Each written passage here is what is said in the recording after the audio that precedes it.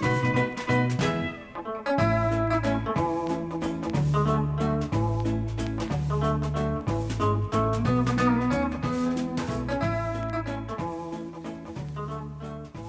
back, everybody, to the Muskoka Bros podcast.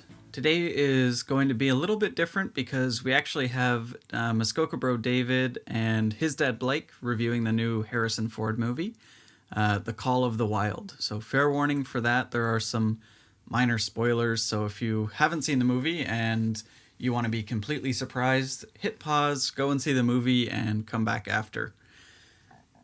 The movie is based on a book by an author named Jack London, who also wrote the books White Fang, as well as the short story To Build a Fire. The movie's done by Disney, so it is family-friendly and good for anyone that feels that call to the wild or enjoys the outdoor kind of lifestyle. But before we dive into that, we're going to go ahead and do our famous segment, This Week in Wildness. And I thought we'd do it a little bit differently today, as normally we're focusing on, YouTubers and Instagrammers and stuff, but I just thought it would be fitting to kind of cover Jack London's life a little bit. The thing is, The Call of the Wild, White Fang, and To Build a Fire are all based on the search for gold in the harsh frozen wilderness, and this is actually part of his life that was spent in the Klondike, in the gold rush, so it's coming from a very real place. So originally he was born in San Francisco in 1876 and ended up dropping out of school and sailing for the Klondike gold rush at the age of 21. His books aren't a historical account of his time there by any means, but he does add real elements from his experience to the stories. And during his time there, he ends up catching scurvy and losing some of his teeth, as well as he says he's nearly crippled because of it. So pretty rough time in general, but it wasn't all bad experiences, though, as he's also credited for saving the life of a man who had just been buried by an avalanche.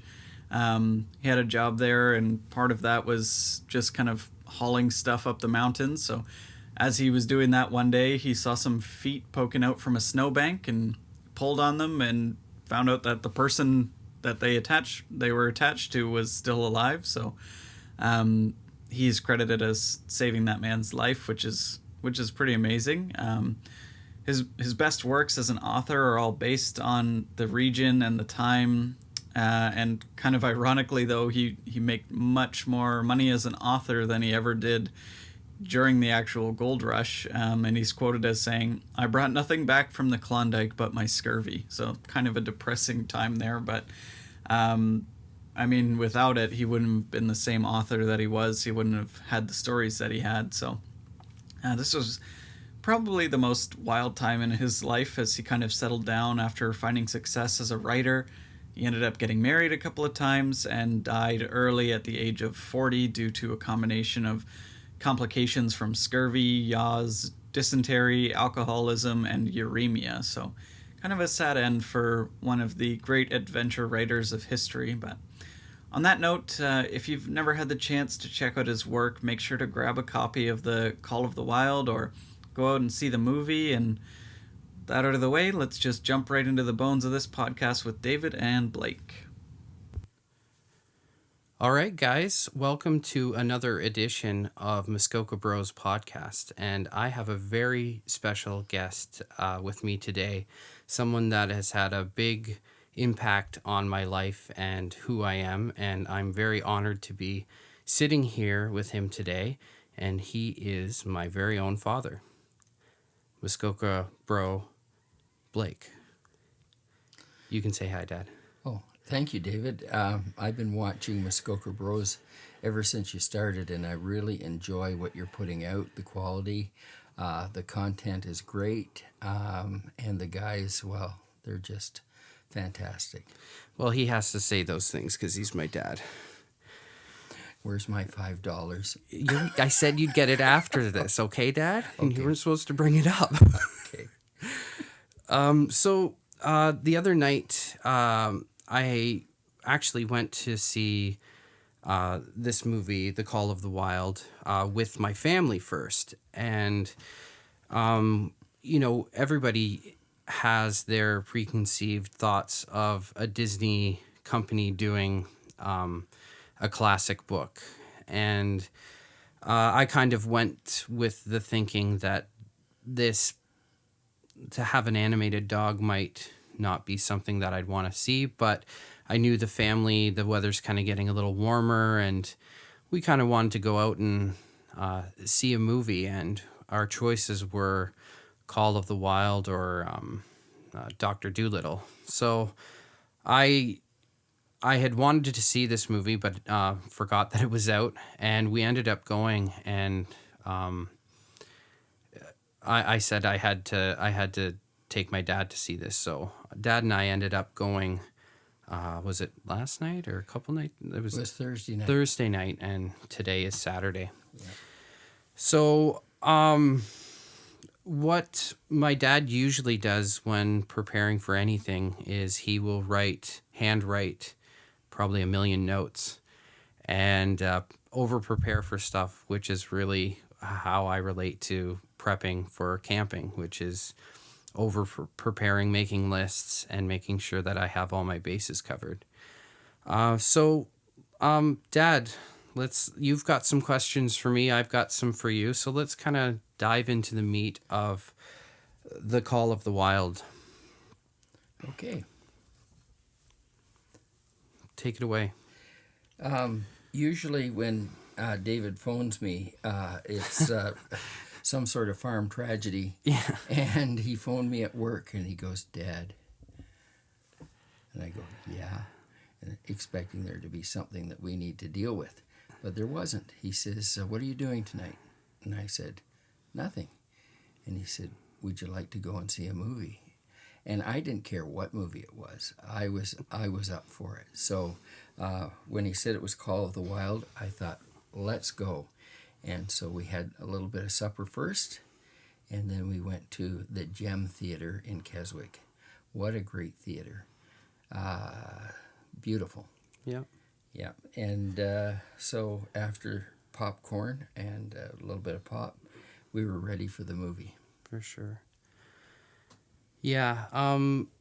So what were your thoughts upon like the cast of the movie? Is like as soon as you saw the poster and saw it was Harrison Ford, like let's kind of briefly talk about who Harrison Ford is to you and I, kind of me growing up. Well, Harrison Ford is a character that we have followed as a family for, I would say 30 years. Oh, yeah, for sure. And we love the way he presents his acting. He overreacts, which in some cases I've been accused of overreacting. So yeah, there are similarities there, Dad. when I do overreact, all of my family say, "Easy now, Harrison." Yeah, So that's true. So they identify with Harrison's character as being kind of an extension of their dad. So it was just great that we were going to see a Harrison Ford movie. For sure. Like growing up, I think I was like, from a young age, like I'd seen all of the Indiana Jones movies, and he was a figure on the screen that Catherine and I, my sister and I, would love to see because he just he always did something like an action type movie that we really liked, and we've always kind of assimilated that to our dad, and it's good that even at age 37 we're still going to see Harrison Ford movies together. Oh, that was fantastic. One of the lines that Harrison has used in the movie is, "Why are you bothering to tell me now?" That's true. And I potato farmed for a few years, and we would get phone calls for potatoes. And there was one time that they took a message and forgot to tell me about it till the next day or the day after that. And I said to him, "Why are you bothering to tell me now?" And so that's kind of stuck. So anytime there's an incident, they remind me of that. Yeah. Yeah, it wasn't as soft as he's saying it right now, but yeah, it was that's the Disney version of how he would say it. But Catherine and I would always kind of go, "Oops." So one of those kid moments where you don't think it's that big of a deal, but it really, when it's your business, yeah, you've got to know what orders come in. So, but yeah, from the start of the movie, like Buck as a character, just I related to that dog because of my dog Charlie, and how he is at times very spoiled, but at other times he is very loving and caring, and he does think a lot with his stomach. And he, for those of you that don't know Charlie, he is my dog, and he is a Bernese Mountain Dog / Golden Retriever. So you can imagine he is a big dog, but he is probably one of the most friendly dogs you'll ever meet. Yeah, he has got a heart, or he really does. Buck, on the other hand, is a St. Bernard Scotch Collie Cross, and he is a huge dog. Yeah. Actually, I think they made him bigger than I've ever seen a dog before, but totally like Charlie. For sure. Yeah, I really I didn't know how they were going to play that character. I have not read the Jack London book yet, but I do have it in my hands right here, and it's something that I'm going to be taking on my next camping trip, solo camping trip, and I'm going to try to get a good chunk of this book read while I'm out doing that. And I think it's one of those books that it's a treat to kind of to have to look forward to. And he also is the author of White Fang, if you kind of know that that book as well. And I think Disney did the movie as well with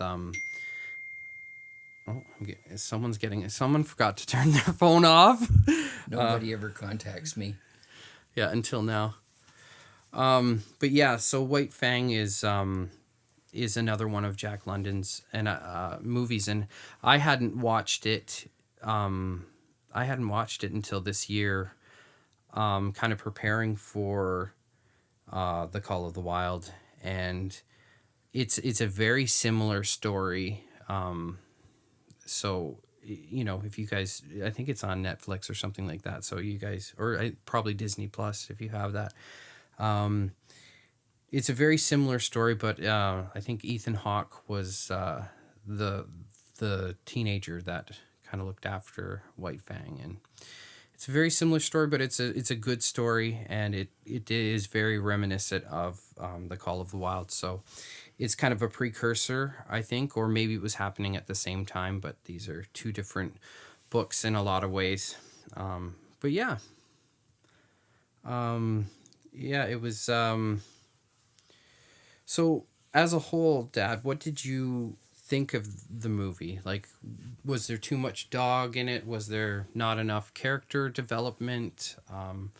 Was it disjointed? Or what were your thoughts?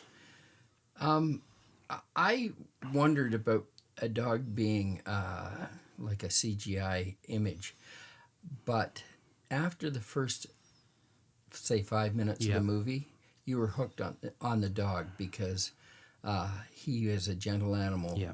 But when he was living with, I think it was Judge Miller in California, Santa Clara, he was the most spoiled animal that walked. And everybody in town put up with him because he was the judge's dog. Yeah. But he got into so much trouble. And just as as he was going about his disruption of the town, somebody spotted him and thought he'd be a great dog to take up to the north and use to pull on a dog sled. So he got abducted one night. Yep. He had been kicked out of the house because he had just ruined a garden party, I think. So it was. I hope this isn't a spoiler alert, but you won't mind when you're watching it. It's true. If you've read the book, you know the character of the dog, and this really is a podcast to kind of highlight the movie. I don't think we're going to get into intricate detail of how the movie went, but I could relate the dog to Charlie, but also to my son Jesse. He has a heart of gold, but he somehow gets into mischief. Yeah, he has the best of intentions, but luck doesn't favor him sometimes in the delivery of his generous gestures. For sure.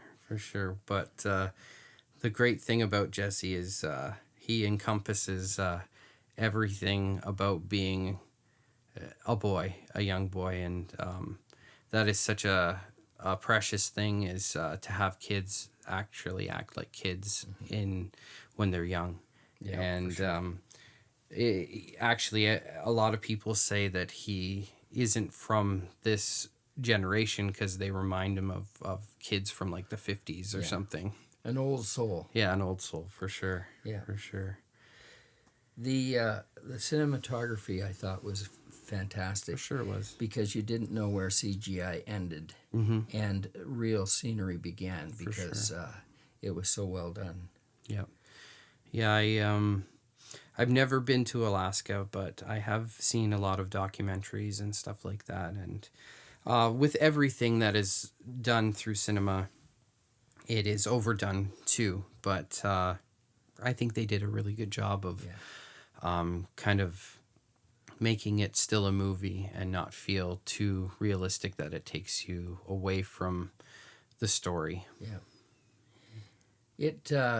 It's so appropriate for Muskoka Bros because it involves what they're calling now bushcraft, but back then it was more or less real life. Mm-hmm. And yeah, it exactly. was going up to the north, panning for gold, and it just shows you the different things they had to endure back then.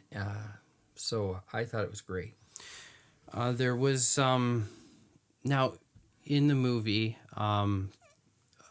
there was a part where Buck, he I think for the first time he had hardship, and he had to sleep outside in the cold, and at one point he sees this big humongous wolf, and I think it was his spirit animal per se.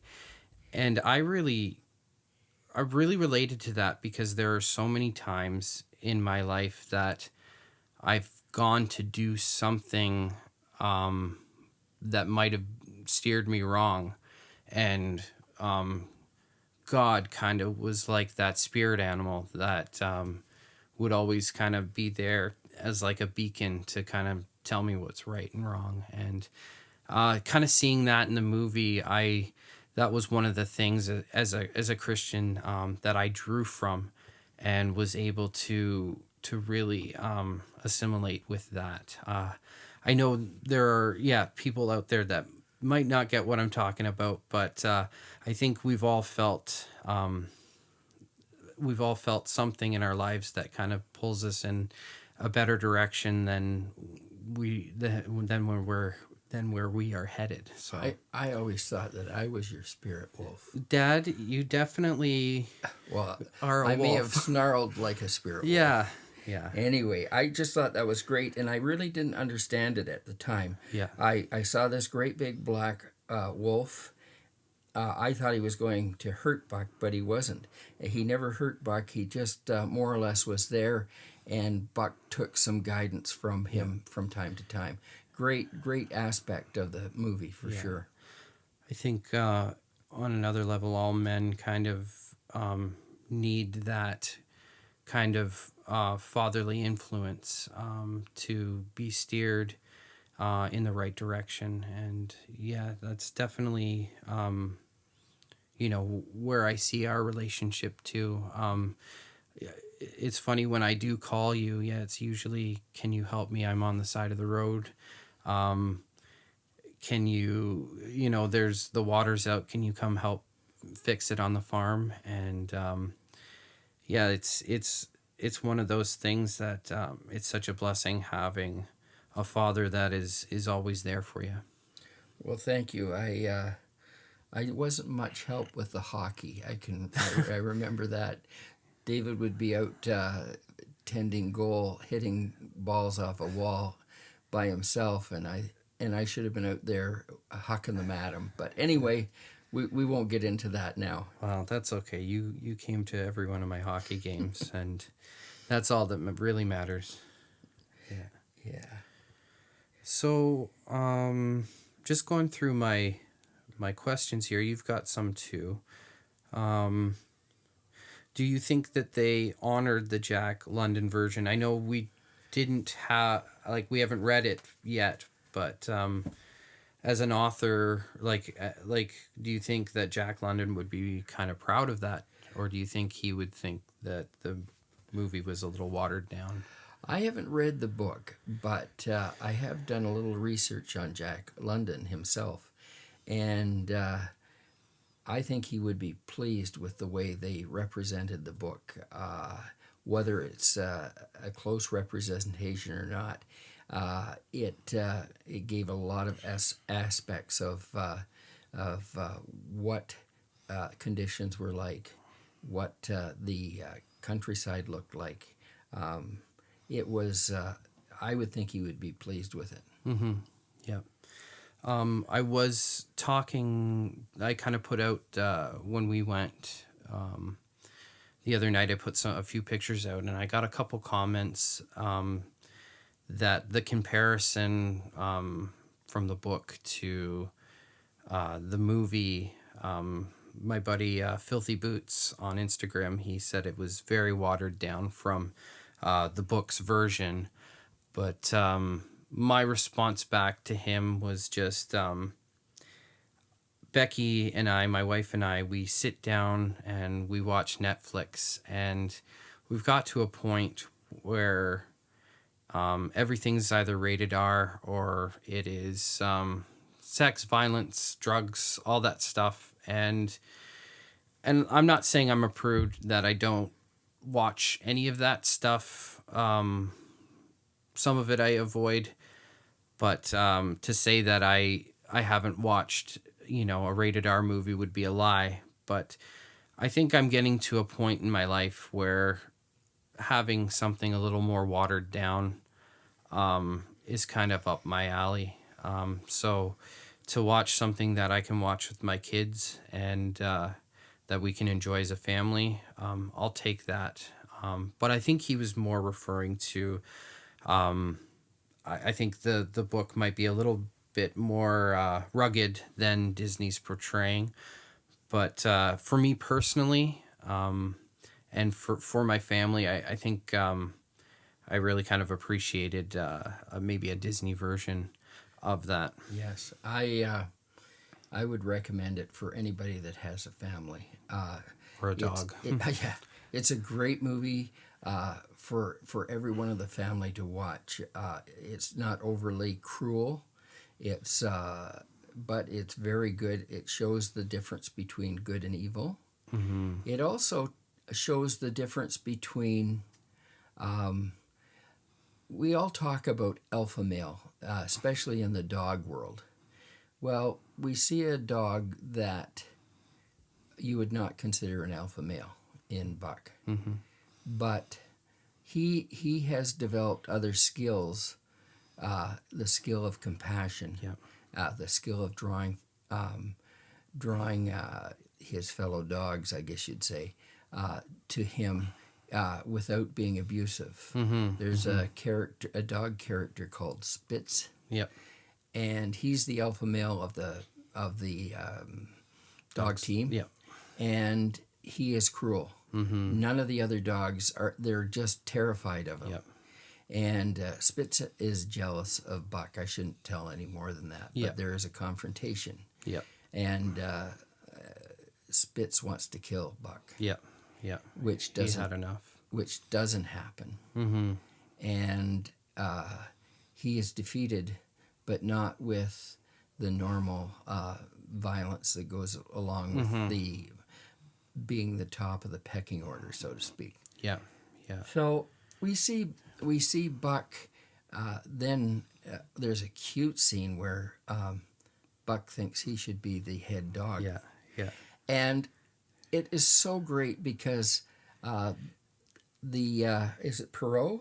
The guy that is the dog, leads the dog. Yeah. The mailman. Yeah, he wants seniority in his dogs, and the dog that was chosen because he had seniority, didn't want to do it. Yeah. And he looked pretty worn, and you can kind of tell that he was past his prime of leadership. Yeah. And Buck wanted to do it, but not because he was the most ferocious or vicious or any of that. He just knew he could do the job. For sure. What a life lesson for us. Oh, for sure. You know? Stepping up as a leader when maybe it is out of turn. But he definitely won the respect of the rest of the dogs and showed compassion, and which was great. And it actually, they did better as a team with a better leader. And having a better leader showed in how the mail was delivered and how it got places faster. And what I really liked was the way that Perot, what is it, Perot? Yeah, Perot. Perot said that, we're not just delivering the mail, we're delivering what was it, like love, or we're delivering families. And it was letters from home. They look forward to this. This is what's keeping them going, because they're out in the gold fields wanting to make a fortune for their family, For sure. so that they'd have a better life. Yep. And this thread of communication was so important. Yeah. And it's something that is foreign to us today because we've come so far technologically. But imagine having to wait weeks or months to hear from your loved ones, and to finally get that. It really kind of puts perspective on how you get mail and you get texts or whatever.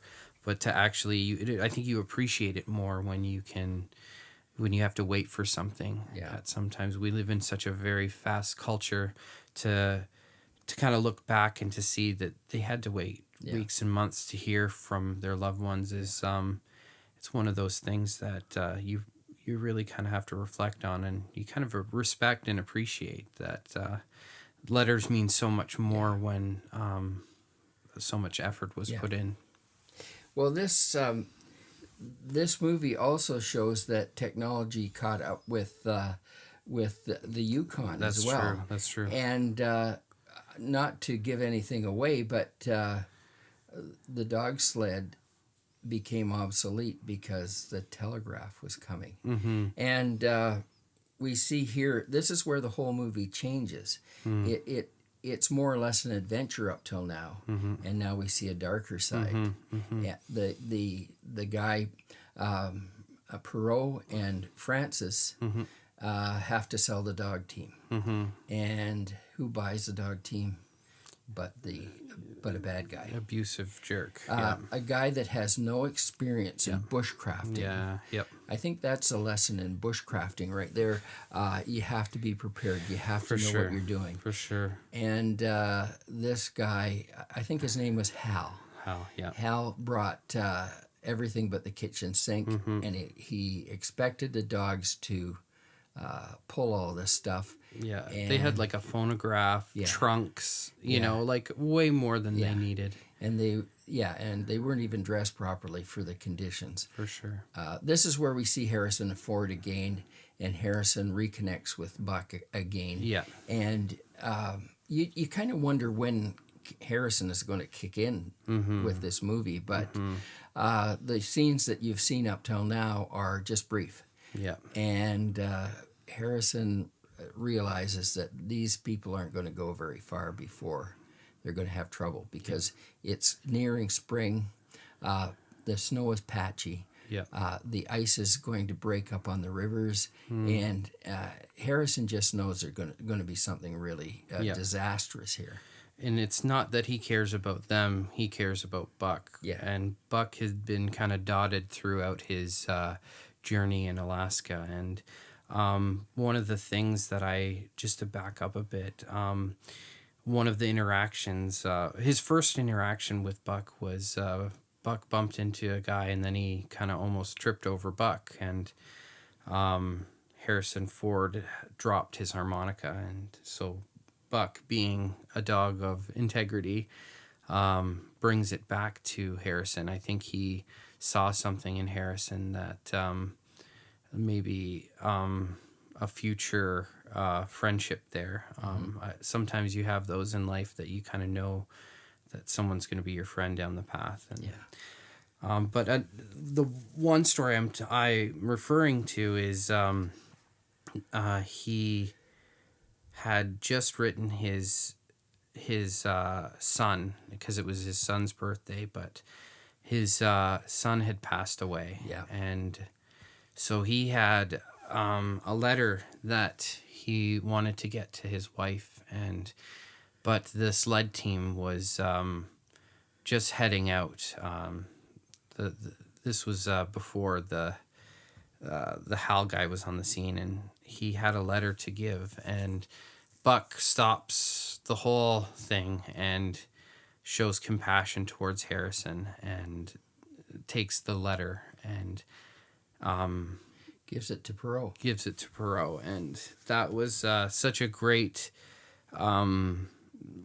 scene, because there are so many times that we wish people would kind of give us the same respect and have a little bit more lenience on us with the rules.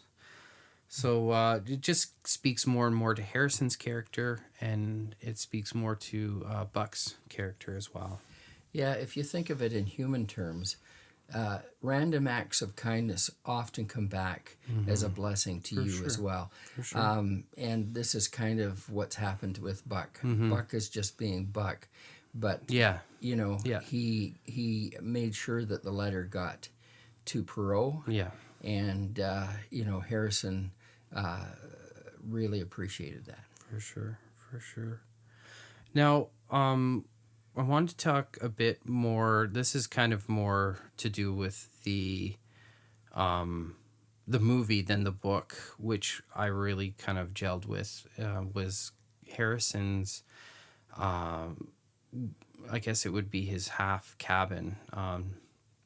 It's kind of a prospector's tent, but I think it's half wood, half tent. And I love that style of cabin, of shelter of some sort. Like with camping nowadays, the tents and stuff, they're so bright and so colorful, and that's great, but I really kind of love the pioneer look and kind of the old-timey type of style, and that is something that I would love to put up in the back bush. And I know my dad and I want to build a log cabin at some point, and Matt, and I think that building something like this as a temporary shelter would be great. So we have time to maybe build an official log cabin. But what did you think of his setup and everything? Well, of course, every time I see a cabin or a log house it gets my juices flowing. Yeah. I want to get out there and build it. For sure. We've been talking, the Muskoka Bros and I have been talking about making some sort of cabin back in the what I call the bush, just so that if they're out there, they have shelter, maybe a wood stove. The one that we're talking about in the movie was unique, and I've seen it before in other movies. It's a canvas top and a wood side bottom, and probably a wooden floor. And, it wouldn't be that warm in the wintertime, but it certainly kept you out of the elements for sure. Yeah, I think those canvas things are they're fantastic. I think they sell them at like Cabela's or something like that, but I really liked the fact that Harrison even had like a Hudson's Bay wool blanket, and anybody that is into any type of bushcraft or in that culture at all, they'll know the white blanket with 3 or 4 colors of the Hudson's Bay logo. And it's something that's been on my wish list for years, but they run pretty expensive because they are 100% wool, and Hudson's Bay is probably the oldest company maybe in the world, or it's definitely the oldest one in Canada. Yeah, for sure. And it's one of those they're iconic blankets in Canada, maybe even into the United States. But and then I even noticed like his bed.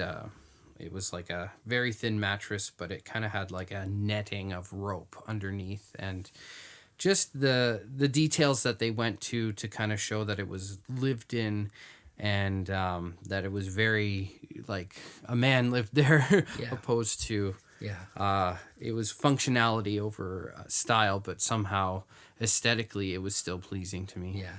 The artifacts in the cabin were really interesting. I think I saw a buck saw there. Yeah, yep. And all of the old things that someone on the Klondike would use. For sure. Very interesting. Yep. I love the scene. There's a scene where the dog gets injured and Harrison brings him back. Yeah. Puts the dog in his bed. And there's a scene where he's sitting outside the cabin and the dog just gets up. It's the first time he's been up since he's been injured, and he comes and sits by Harrison. And the dog is wondering where the other dogs are. Yeah. And they've been swept away in the river.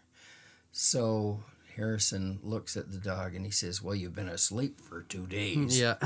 And he says, "And you were sleeping in my bed." My bed, yeah. I thought that was so good, because now he has really bonded with the dog. For sure. And,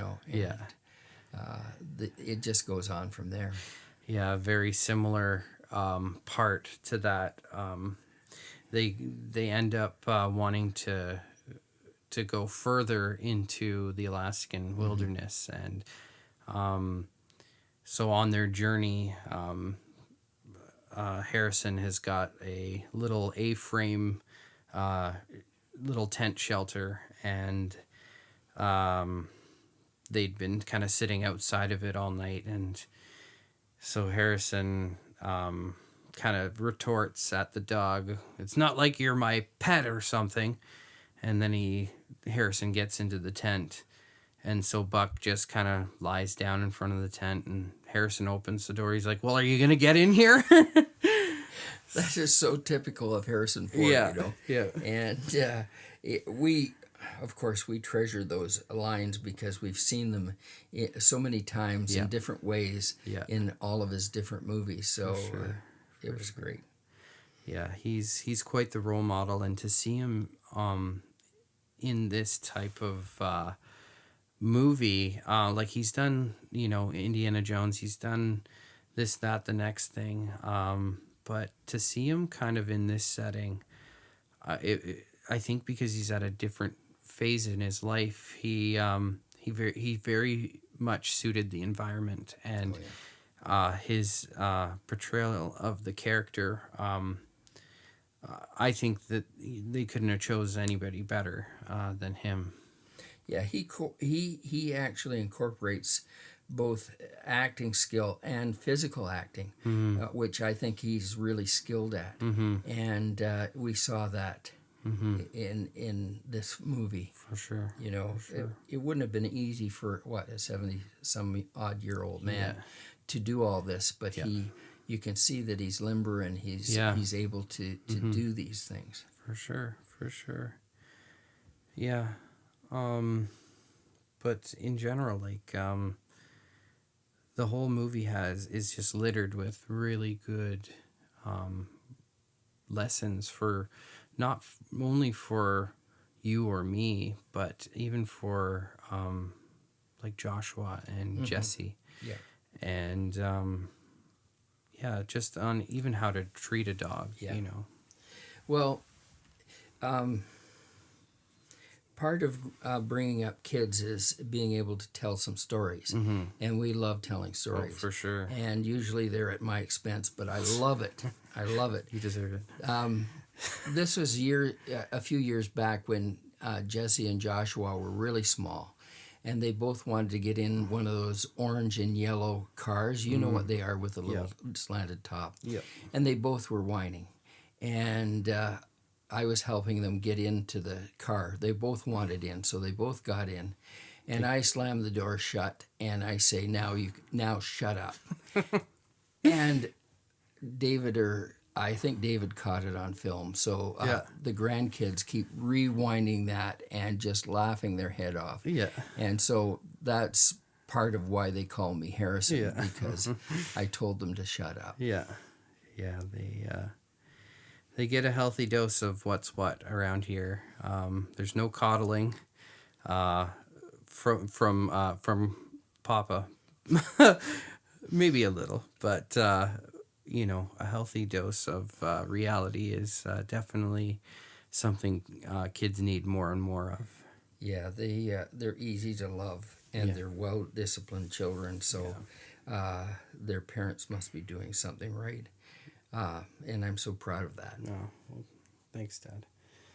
But yeah, did you have any more questions for me? I didn't know what to expect, because this is my first podcast, and I'm so honored to do it. I have to tell you that. Well, you're doing great. Well, of course, one of the questions I had was, does Buck remind you of any dog you know? Yeah. And yes, for sure. Yeah. Now, did he remind you of any of the dogs that you had growing up? We had a couple of dogs. We had a border collie named Fletcher. My dad wanted Fletcher as a name because he could say "fetch, Fletch." Anyway, he was a good dog, but Fletcher was great. He was a no-nonsense kind of a herding dog. But we had another dog named Bingo, and he was a loving dog. Yeah, Bingo. And so he reminds me a bit of Bingo as well. Yeah. Okay, I have a few things here. I said, did you think the movie was accurate as it relates to what wilderness camping is today? Like we kind of touched on it earlier, that we call bushcraft, we call it bushcraft, but really back then it was just a way of life, and that's just who men were back then, and how they just worked with their lives. That was just a part of their lives, is knowing how to start a fire, knowing how to just have a shelter made quickly. Like this was just a way of life back then. I think I think it did a really great job of kind of the spirit of adventure, and I think it's more along the lines of prospecting, and but I think it does definitely encompass everything that a lot of men are looking for now. Yeah. There was one scene where Harrison's just he's he's cooked right off his stove, and he's eating bacon and eggs right from his cast iron pan. Something that we do. Yeah, I like that scene too. Yeah, Harrison, Harrison has really captured the role of who the character is, for sure. My question is, did you find the movie emotional? And if so, which situations did you find emotional? I definitely teared up at different points in the movie. Maybe when Buck, when they were on the ice and the lady, Frances fell through the ice. Yeah. And Perot couldn't get to her fast enough, but Buck just was booking it right behind and leaps in without thinking. Without a thought. Without a thought to get her. Yeah, and it shows the loyalty of a dog, and he didn't care about his safety. He wanted to save her. Yeah. And in the end, he brings her to the surface. Yeah. And then he disappears. I shouldn't spoil this, but it's so good. Yeah. He disappears, and then the Perot is beating at the ice with a knife, and he's looking for something to crack the ice so Buck can come up. Mm-hmm. And so you see the end of a pole in the camera that's being handed to him, and he reaches for the pole, and here Buck has got the pole. Yeah. So it's those pieces that are just so great. Buck was willing to help, even save his own life. That was really good. Which was really it was a cute scene, and it's exactly how I feel Charlie would be. Some of the cinematography was great. One of the scenes is I don't know whether you would know this or not, but it's called Chilkoot Trail, and it's like a rope. You pull on a rope. You go up pulling a rope, and one behind the other, and the scene where you reach the top with the camera, and then the vista is just so beautiful. You got goosebumps when you saw it. For sure. It was one of those things. It was a very short, fast scene, but it was something that it was even a small analogy within that. It's like it was the people were just getting socked in on the other side with the wind and the snow and everything, but the reward was waiting for them at the top, which was fantastic. And you could just see all kinds of hot tents just set up, and everybody there was like this buzz up there, and sense of community. Yeah, sense of community. And I've been on those trips where you are just getting your butt kicked, but the reward is just waiting for you at your site. I find that when I get out of the car after work and trek to the house. Yes. Well, it can be a trek sometimes on our farm. What I liked about Harrison Ford's character is that he wasn't there as a prospector. No. He was on a journey that him and his son had planned before his son died. And he really wasn't, his heart wasn't in it until Buck came along. Yeah. And Buck kind of took the place, not of his son, but of somebody that would complete the journey with him. Yeah. And that is so good. Now, do you think he kind of filled that void in his life in some way? Oh, in some small way, yeah. Yeah. You could never replace a son with a dog. No. But on the other hand, the dog inspired him to complete a journey that him and his son would have hopefully completed. Yeah. And the fact that he wasn't there for the gold was, I thought, was a great part of the movie. It wasn't greed. Well, yeah. And that's what I think a lot of people try to do, even with like YouTube and all the social media, is they're looking for gold, and that's gold, as in trying to get subscribers and views. And I'm guilty of that myself, but the reward is really in the adventure, and actually being with a family of sorts, a friendship, a brotherhood, when you get out into the wilderness. And so many guys are searching for something, and they're not going to find it with the gold of this world. They're definitely going to find it being out and away from society. Yes. One of the aspects I like about Muskoka Bros is, in their networking with other bushcrafters. We've had some guys come to the farm and camp in our bush.